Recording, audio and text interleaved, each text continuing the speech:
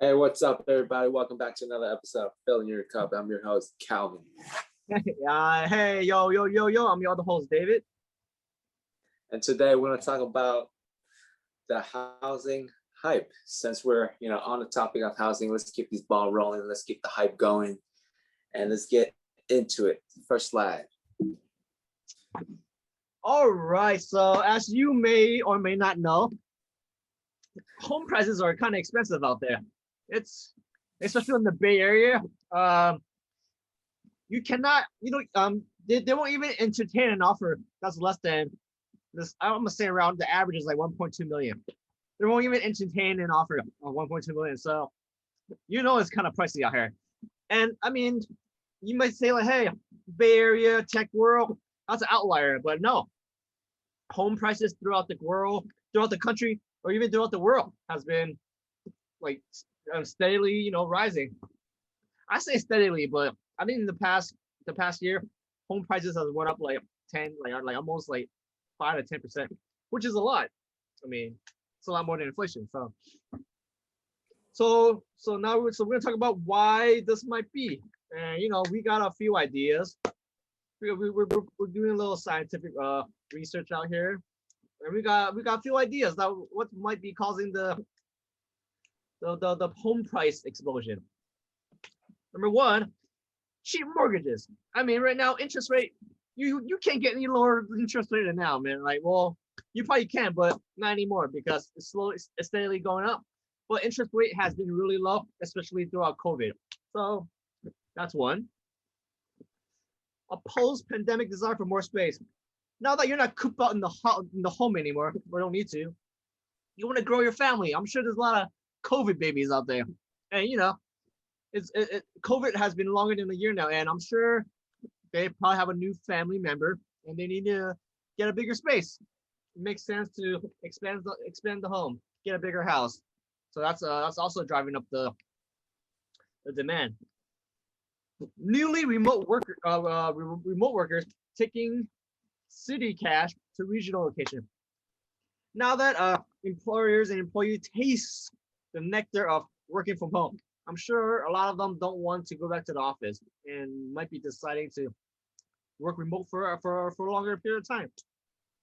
If that's the case, they're probably selling their New York condo, townhome, or whatever apartment and moving it into a way bigger house in somewhere in Tennessee. I don't know. I don't know where they're going, but they're moving somewhere, and they're taking their cash with them. So a lot more buying power since they're selling their current spot in like a major city and buying like in the more suburban area out in the cuts. And also that since they see that competition is so fierce, if I don't buy it now, I'm never gonna be able to buy it. So gotta get into hype before it takes off and you can't even buy it anymore. All right, man. I talked for a long time now. Let's go with count guy. All right, so this begs the question, is there a housing bubble right now? Well, I'm going to tell you this. There's three kind of good reasons that we're not compared to the previous housing bubble, which is in the 05, 06 years. So first bullet, less housing inventory now compared to the previous housing bubble of 05, 06. Less inventory because, COVID, people aren't working, people are staying home, shelter in place, etc. So the supply chain has been bottlenecked. Supply has been low. You couple with the low interest rates with the higher demand, so it's a seller's market right now, and people are just gobbling up those houses because of the this perfect storm that's been brewed. Stable house price appreciation. So back to in the previous bubble, housing equity has been rising up more than has been rising up today. So as much as 12% in one of those years. So So that what this meant was this rise in equity, it became too expensive for people to buy. And if people are being outpriced, they're not gonna buy that home. And if people are banking on to sell that house to pay off their mortgage, etc., they're not going to be able to sell that house, so they're not going to be able to pay off that mortgage, and they're going to be further underwater. That caused the housing market to crash back then, but now housing equity has been rising steadily, not as in that increase of that in that nature. It's more like 5%, 6% over these past couple of years. So people's salaries and whatnot have caught up with the increase in housing equity. So they're able to kind of have more purchase power right now. And the last one, the use of home equity, as you can see in this chart right here, 05, 06, 07, $824 billion were taking out their home equity line to buy more houses or do invest in other things. But compared to the most recent years, only a fraction of that 247 billion has been used to invest in other things. So people are smarter with the money right now. People are more frugal in a sense compared to the previous housing bubble. So so right now, is there a housing bubble? Begs the question. I don't know. Sounds like a no. Sounds like we don't have a I bubble. don't know. That's like right now. We cannot compare to 2008. Because 2008, nobody know what the fuck was going on. But now they're at least like the banks are at least they put in new regulation to like stop bad practices. Like lending out money to people who can't afford it. They do background check, credit check, all that check. So nowadays, I feel like the people who are buying the homes can actually afford to buy those homes. So, but there are going to be people who are going underwater because of COVID. They lose their job, they lost their source of income. That could happen, but it's not as crazy as 2008, where anybody can go to a bank and get a mortgage to go buy a house. So different standards these days. So that also begs another question: should you buy now?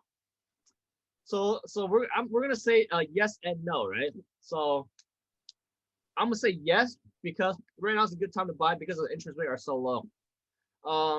If the interest rate is low, when you get your mortgage, when you get a mortgage, your interest payment on the mortgage won't be as high, and it's attractive, right?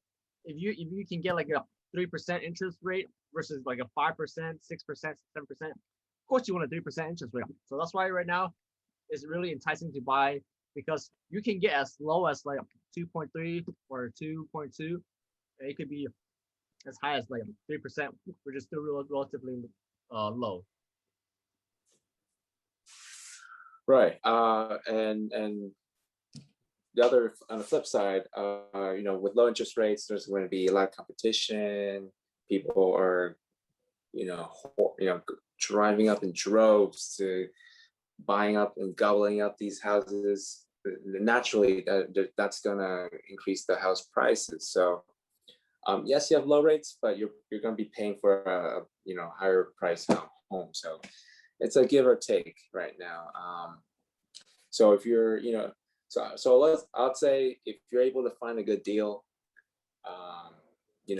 take advantage of this low interest rate. But if you're going to be house broke, pay up to our 30% rule. If you're going to break our 30% rule, go up to 50, 60, 70% of your income for a home. That's a little questionable right now. I know rates are cheap, but don't go house broke just to get on this hype train right now. Yeah, like you want to make sure you can, once you obtain that treasure, you want to make sure you can protect it, because you still have to pay property tax. There's still a lot of fees and stuff you have to pay, and in America, you never really truly own your home because once you stop paying property tax, guess that home is no longer yours really because then you have to sell it to cover property tax. So yes, you just gotta keep that in mind. So yeah, we think right now it's still a good time to buy if you're in the right situation. You know, low rates. If you have the means to buy a home, of course, go do it. But don't overextend yourself because I can't guarantee that like there will be a great opportunity in sometime in the future to buy a home. But everything moves in cycles, and I think that I believe that there will be opportunities for you to get your home down the road. So you don't really need to uh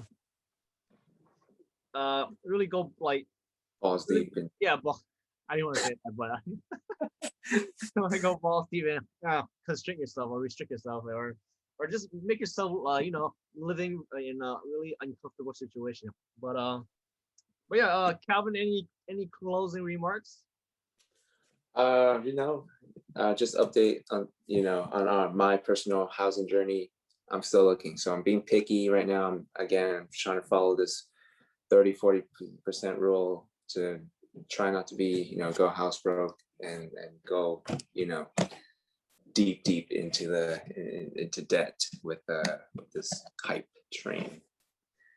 So yeah, so I'm still looking. I'm with them. I'm like you guys. I'm still looking. All right, so I mean like always, please like, comment, and subscribe, and catch you guys in the next video. Peace.